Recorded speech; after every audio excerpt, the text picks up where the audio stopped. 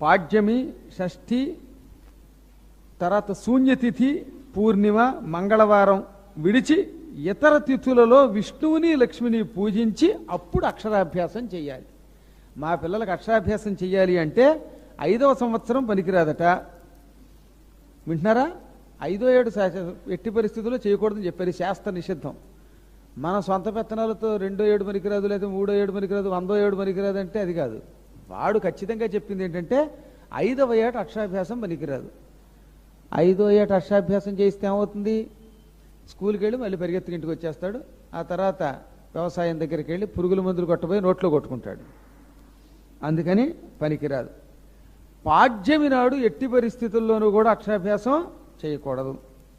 షష్ఠి పనికిరాదు. ఒక్క దసరాలు అయితే మళ్ళీ ఈ 9 రోజులు పనికొస్తాయి. దసరాలకు మళ్ళీ స్పెషాలిటీ గుర్తుపెట్టుకోండి. దసరాల్లో ఈ నియమాలు లేవు. ఎందుకని? 9 రోజులు అమ్మవారికి అత్యంత ప్రీతిపాత్రములు గనక ఆ ఒక్క దసరాని పక్కన పెడితే తక్కిన రోజుల్లో షష్ఠిని చూసుకోవాలి. శూన్యతిథి ఉంటే పనికిరాదు, పూర్ణిమ పనికిరాదు, మంగళవారం పనికిరాదు. ఇతర తిథులలో ముందు విష్ణువుని లక్ష్మిని ఒకసారి నమస్కారం చేసుకుని ఓం నమశివాయ రాయించాలి, సిద్ధన్నమః.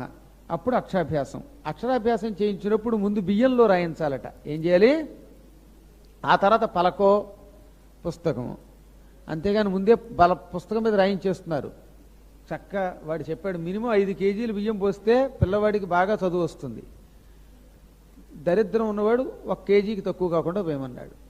కేజీ బియ్యం కూడా లేకుండా అడుక్కునేవాడు 2 గింజలను అడుక్కు తెచ్చుకుని అందులో రాయించమన్నాడు పిల్లల్ని.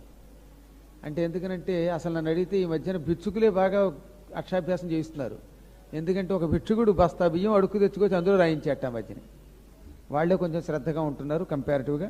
సరే దాన్ని పక్కన పెడితే మాఘ